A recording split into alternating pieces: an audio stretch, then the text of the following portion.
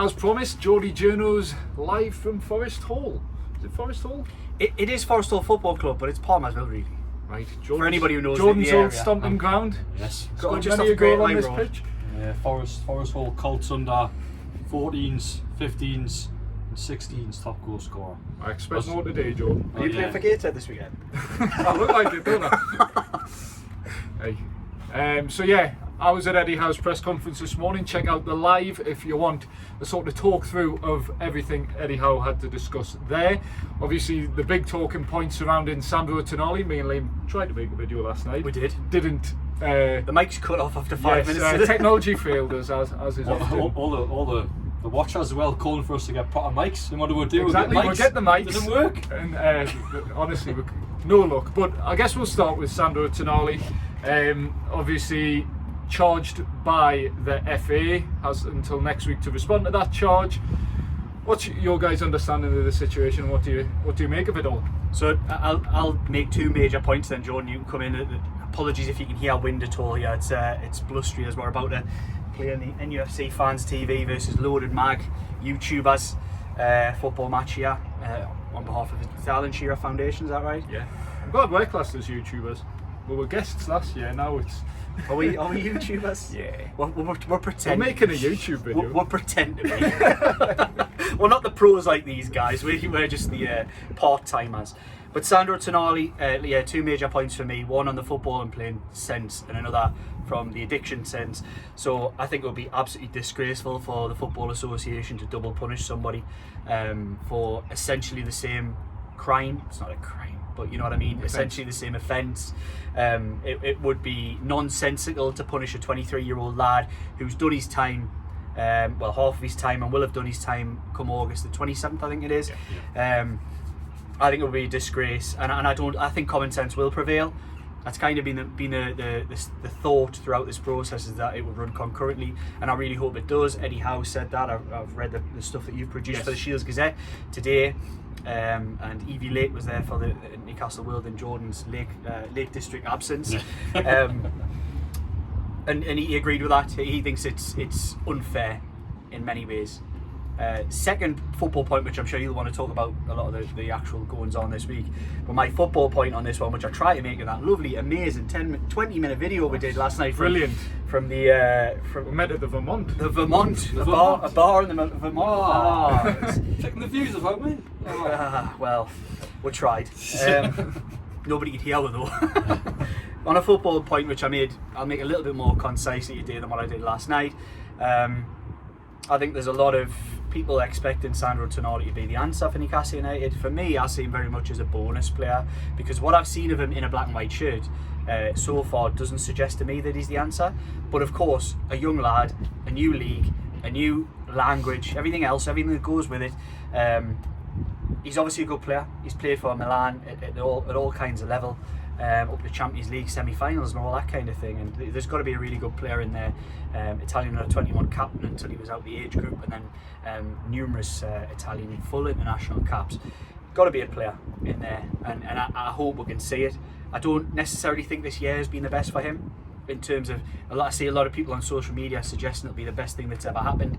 In some ways, trying to see a positive in this negative story, essentially, that he'll had a year to settle this, that, and the other. Yes, of course, you see his girlfriend on social media, anybody who's on there, it's clear that they've bought into the idea of lifestyle on Tyneside. It's clear that they ingratiate themselves with everything that goes on in the city.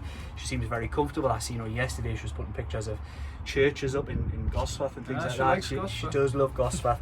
They've got a little dog, they seem quite settled, so that's a positive thing. And the negative is, though, a footballer not playing competitive football matches for a year isn't great.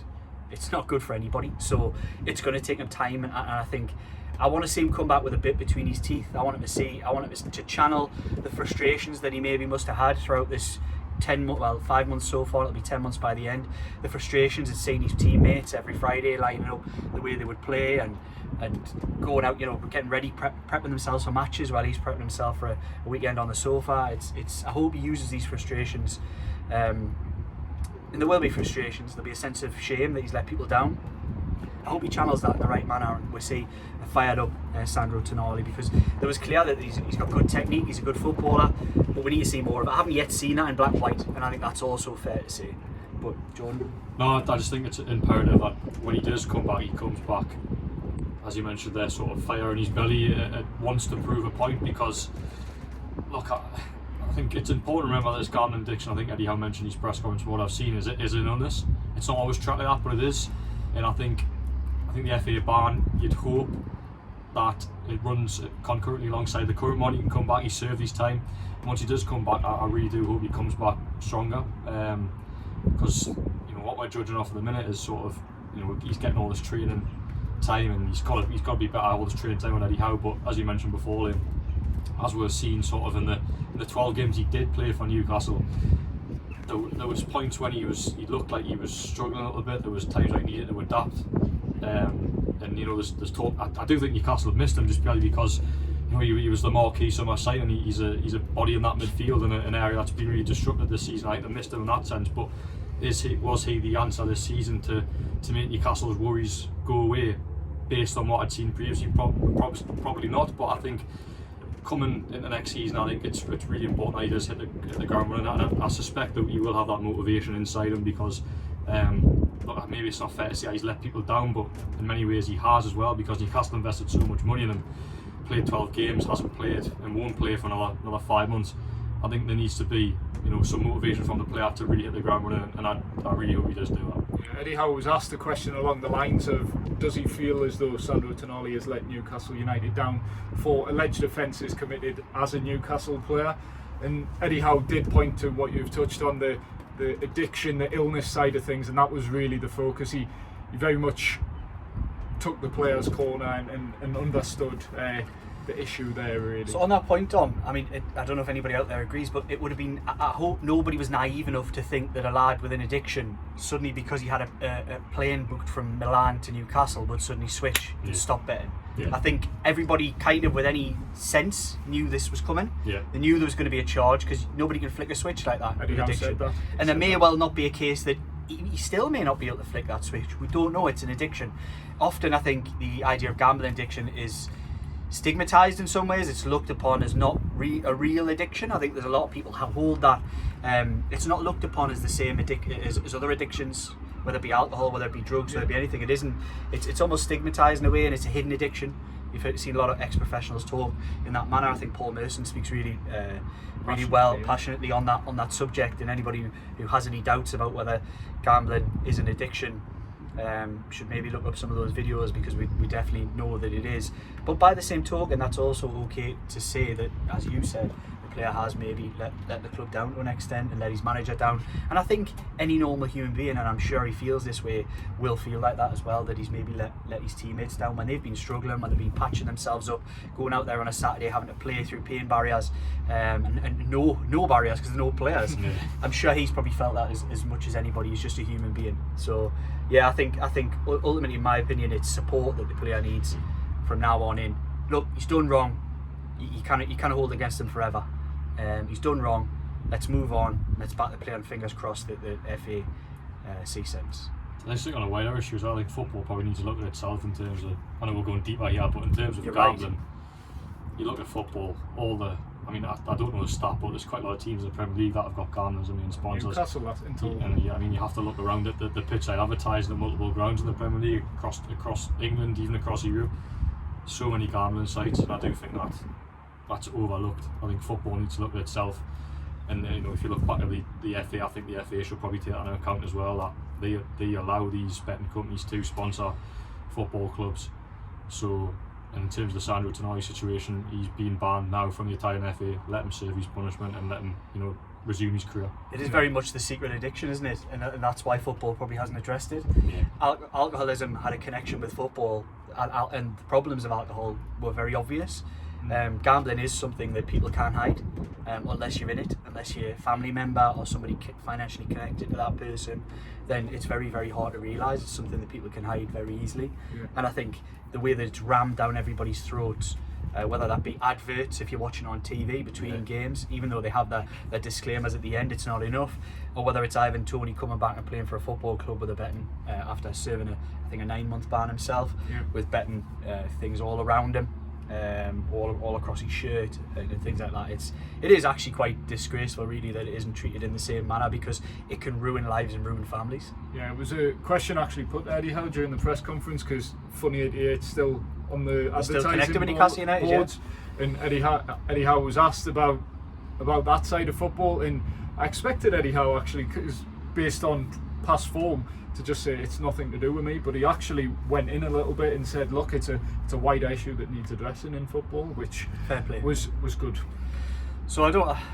We'll not keep the video on too long. I don't really see the point in doing too much. What else was in the press conference? Injury news? Anything? The big one, well, a non-update. Kieran Trippier, Tino Livramento, Harvey Barnes. We'll wait and see. A classic Eddie Howe line in terms of will they play tomorrow. Lewis Miley seeking specialist opinion on his back injury, which I don't think is particularly good news if you need a specialist opinion after withdrawing from international duty with England under 20s. I mean, it is quite a specialist part of your body, like. Oh, right, okay. Your back's pretty complicated. Dr. Kennedy. Your back's pretty complicated, so I'll let them off with that one. The word specialist and Specialist, they're not right, after they're the Sven Botman situation. Well, the Sven Botman Let's hope he listens to them anyway. The Sven Bosmans stuff was very interesting, because Eddie Howe, to put it very, very bluntly, threw the player under the bus a little bit, or at least put the onus on the player. He said, look, he was given advice to have surgery on his ACL injury picked up in September. He didn't do that. He justified why he didn't do that, because if you've got a choice between, okay, your knee feels okay and you could be back playing in 3 months, opposed to, okay, you need surgery and you'll be out for 9 months, you're probably always going to take that 3-month option as a 24-year-old who just wants to play football. But the medical advice from the club to Sven Botman back in when he initially suffered the ACL injury was to have surgery. He declined that. Did you mention if this was before Sheffield United and AC Milan, or was it after? I imagine it was after, because it seemed like because that's the one thing everyone just sort of glosses over, don't they? Yeah, he played 2 games with a partially torn ACL, but it's ridiculous. Yeah, but Sven Botman has now required surgery, and what was interesting is Eddie Howe said it's a aggravation of the initial issue. It's not a fresh injury, which I think conflicts with the initial. The initial club statement said it was a fresh one. Yes. So that was an interesting claim from Eddie Howe. Right. So we'll all be West Ham tomorrow morning. Yeah. Right, early at St James's Park. Back off me Not joints. too much to drink tonight, lads. I know you are out socialising. Dom kept me on a short leash last night when we were out, didn't you? Yes, yeah. You had your pint in your video, and I reprimanded you for that. Saying we've got a game tomorrow. But I only had a couple more bottles, and that was it. All right in the end. But I don't know if you can see before the sun. The lighting's not great. The sound's not great, probably. Apologies if you get any wind. We'll try to hide in this dugout around me, but it's the Geordie Journos. We're not pros. We'll try to be. We'll get Somebody was in the comments recently wondering, come on lads, you're professionals. We're not pro YouTubers. We don't get paid to do this. We're just journalists. We're not used to sit and type, and that's kind of what we do, or speaking to people. But we will get better. Aim to be better. We will. We do aim to be better. Raise the bar. And when we can finally get some, I'm not going to mention that. What? Finally get some mics, proper ones that work, and plug them in, and some better equipment. We will be better. Just watch out in the new season. You might get a few surprises. It's a growing channel. It is. Still it is. We're getting there. But thank you for all your support all the way along. Do you want to wrap it up, Dom? You started off. Oh wow. Okay. Well, thanks for everyone for watching. Hope you enjoyed the live earlier. Hope you've enjoyed this video with myself, Liam and Jordan. We'll be back tomorrow at St James's Park for the game against West Ham. But in the meantime, please like, share, comment and subscribe, and ring the bell for all your latest Geordie Journos content. Cheers.